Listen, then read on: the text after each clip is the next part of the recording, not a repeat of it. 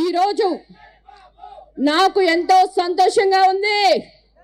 ఎందుకంటే గలగల పారే కృష్ణమ్మ ఒకవైపు ఉంటే పసుపు దళంతో మంగళగిరి వేలాది మందితో జనాలతో క్రిక్కిరిసిన విధానాన్ని చూస్తుంటే తెలుగుదేశం పార్టీ నల్లేరు మీద నడకగా గెలిచే అవకాశం ఉందని మీకు చెప్తున్నాను. నేను మీకు ఒక వ్యక్తి గురించి చెప్పాలి. నాకంటే మీకు బాగా తెలుసు. ఆయన ఎవరంటే పరిపాలనలో శ్రీరామచంద్రుడు, ఆపన్న సేవలో కర్ణుడు, పట్టుదలలో విక్రమార్కుడు, రాజీ లేని పోరాటం చేసే అర్జునుడు, ప్రాజెక్టులను అనుసంధానం చేసిన అపర భగీరథుడు, సైబరాబాద్ సృష్టించిన విశ్వామిత్రుడు. ఆయన ఎవరు? Other than CBN. 40 years industry, 14 సంవత్సరాల ముఖ్యమంత్రి, సుదీర్ఘ రాజకీయ యాత్ర. ఇది మనందరం కూడా తెలుసుకోవాల్సింది. సిబిఎన్ చంద్రబాబు నాయుడు గారంటే ఒక బ్రాండ్. ఈరోజు మరి ఎత్తిన పసుపు జెండా దించకుండా తెలుగుదేశం పార్టీ కష్టకాలంలో ఎన్నో వేధింపులకు కేసెస్ కూడా వెరవకుండా ఎంతో ఉత్సాహంతో వచ్చిన పసుపు దళానికి మీ అందరికీ నా పాదాభివందనం. మరి మేము సైతం బాబు కోసం అని మహిళా శక్తికి రోజు వచ్చింది. మహిళలందరూ కూడా అవినీతి పాలనకు చరమగీతం పాడి అభివృద్ధికి పదంలో దూసుకుపోతున్న చంద్రబాబు నాయుడు గారికి మేమందరం కూడా అండగా ఉన్నామని ఈరోజు మీరందరూ ఒకటి గుర్తు చేస్తున్నారు. మన గడపలకు పసుపు కుంకుమ ఎలానో ఈరోజు ఆంధ్రప్రదేశ్ ప్రతి గడప కూడా పసుపు జెండా, అదే మన ఎజెండా అని కూడా నేను ఈరోజు గంటాపదంగా చెప్తున్నాను.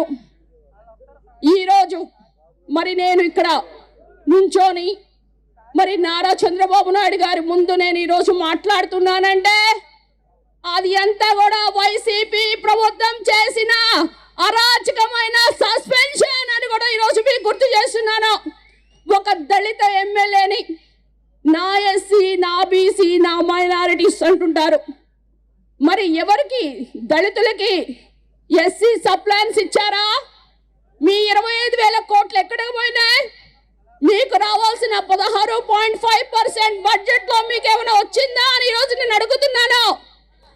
మీకు ఒకటి ఈరోజు గుర్తు చేస్తున్నా.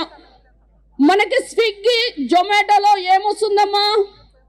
మనకి ఇంట్లో కావాల్సిన ఉప్పులు, పసుపులు, యాక్సెసరీస్. కానీ మన ఆంధ్రప్రదేశ్లో డోర్ డెలివరీ ఏమొస్తాయో తెలుసా? Dead bodies. అంటే ఒక డ్రైవర్ సుబ్రహ్మణ్యం దళితుని చంపిన వ్యక్తిని అనంతబాబు ఎమ్మెల్సీని పక్కన కూర్చొని మరి రాక్షస ఆనందం పొందుతున్న సీఎం, ఆయన దళితులంటే ప్రేమ. ఈరోజు మిమ్మల్ని అడుగుతున్నాను. మరి సొంత చెల్లి తల్లిని పరాయి రాష్ట్రాల్లో పంపించిన ఆయన దళితులంటే చాలా, నా అక్క, నా చెల్లి అంటే మీరందరూ నమ్ముతారా అని నేను అడుగుతున్నాను. మరి ముఖ్యంగా అమరావతి, నేను అమరావతి ప్రాంత ఎమ్మెల్యేని. మరి అందరికీ చెప్పాను అమరావతి ఇక్కడే ఉంటుంది. మరి మీరు ఢిల్లీ చూడలేదు, ముంబై చూడలేదు, చెన్నై చూడలేదు అనుకోకూడదు. ఎందుకంటే అమరావతి అంతకంటే గొప్పమైన నగరంగా జగనన్న కడతాడు అని చెప్తే నాకు ఓట్లేసారా మీరందరూ? కానీ వేసిన తర్వాత అసలైన చరిత్ర స్టార్ట్ అయింది. 3 రాజధానులు. ఈ 3 రాజధానులతో మరి అమరావతి దళిత రైతులు, అమరావతి మహిళా రైతులు కూడా ఈ రోజుకి ఆల్మోస్ట్ 1467 రోజుల పైన ధర్నాలు చేస్తున్నారు. మరి అమరావతి ఎక్కడుంది? SC constituency. మరి ఎస్సీ కాన్స్టిట్యుయెన్సీ దాని చుట్టూ కూడా 7 ఎస్సీ కాన్స్టిట్యుయెన్సీస్ ఉన్నాయి. అంటే దళితులంటే ప్రేమ ఉంటే మరి అమరావతిని ఎవరైనా ఆపుతారా? ఆపారంటే ఆయన ఏమనాలి? మీరందరూ సైకో అంటారా? ఏమంటారు? అందుకే ఈరోజు మరి లోకేష్ గారు మన దగ్గర చెప్పారు, అమరావతి రైతుల ఆక్రందనలో తెలుగుదేశం పార్టీ వస్తే అమరావతిని అభివృద్ధి చేస్తాము అని చెప్పారా? చెప్పారు.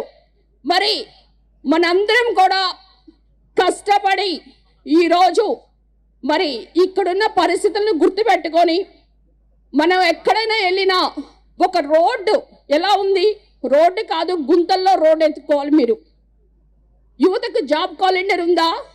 అమరావతిని కుళ్ళపరిచారా? పోలవరం ప్రాజెక్ట్ ఏమైంది? ఈరోజు ఇంకొక ట్రాజడీ ఏంటంటే ఉద్యోగాలు లేవు, ఉద్యోగాలు లేదంటున్నారు, కానీ ఉద్యోగస్తులకి జీతాలే లేవు. మరి ఇలాంటి పరిస్థితి, జీతాలు కూడా తీసుకురావడానికి అప్పులు, ఇక మద్యపాన నిషేధం, ఇక బాటిల్ పట్టుకుంటేనే షాక్ కొడుతుంది. మరి ధరలు పెంచి 5 స్టార్ హోటల్లోనే పెడతానని చెప్పారా? మరి ఈరోజు ఏం చేస్తున్నారు? మద్యం పైనే అప్పులు తీసుకురావటం, దానికి దళిత మంత్రిని పెట్టడం. ఈరోజు మీరందరూ కూడా గర్వంగా అధికార పార్టీ చెప్తుంది 151 ఎమ్మెల్యేలు గెలిచామని. మరి మీరు ఏదైనా శ్వేతపత్రం రిలీజ్ చేయగలరా మద్యంలో మీరెంత సంపాదించారని? అంటే ఆ మద్యాన్ని తాగి తాగి తాగి చాలామంది బూమ్ బూమ్, ప్రెసిడెంట్ మెడల్ ఇలాంటివి తాగి మరి చాలామంది 30,000 పైన చనిపోవడం జరిగింది. అంటే మహిళల పుస్తలు తెగిపోతుంటే వాళ్ళకి ల్యాండ్, మైండ్, శాండ్ అనే వాటి మీదే ఇంట్రెస్ట్ ఉంది, కానీ మరి మహిళల మీద కానీ దళితుల మీద కానీ ఇంట్రెస్ట్ లేదు. మాస్క్ అడిగితే సుధాకర్ గారిని, మాస్క్ పెట్టుకోలేదని కిరణ్ని, మరి చాలామంది వరప్రసాద్, ఓం ప్రకాష్, ఇక చంద్రయ్య, అమర్నాథ్ గౌడ్ వీళ్ళందరినీ చూస్తుంటే ఏమనిపిస్తుంది? దళితులకి ఎక్కడైనా ఇక్కడ రక్షణ ఉందా అని అడుగుతున్నా. రక్షణ లేదు. ఒక మహిళకి దిశ చట్టాలు లేవు. ఇలాంటి ప్రభుత్వం, ఇలాంటి పాలన మీ అందరికి కావాలా? నాయకుడు అంటే ఎవరు? విజనరీ అంటే ఏంటి? ముందు చూపు.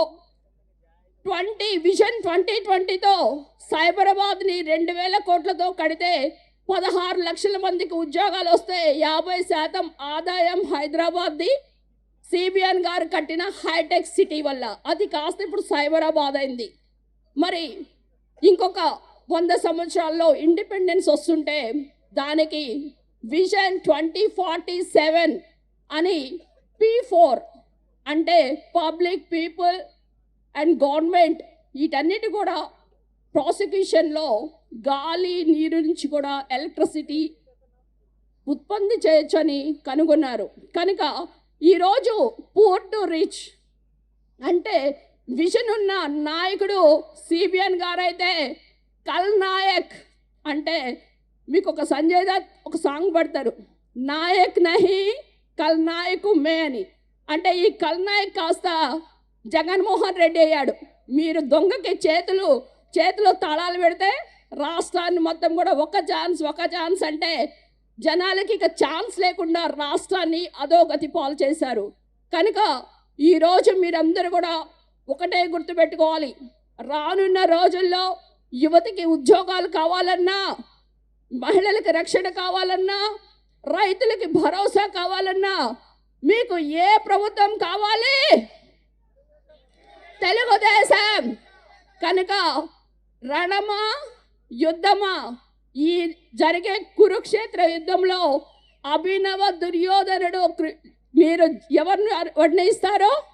అభినవ దుర్యోధనుడు అంటే జగన్మోహన్ రెడ్డి గారిని మీరు ఓడించి ఆ యొక్క గర్వభంగాన్ని కూడా చెయ్యాలని, మీరందరూ కూడా తాడో పేడో తేల్చుకోవడానికి మీరందరూ సిద్ధంగా ఉండాలని, రానున్న 2024 ఎలక్షన్లో పసుపు జెండా ఎగరవేయాలని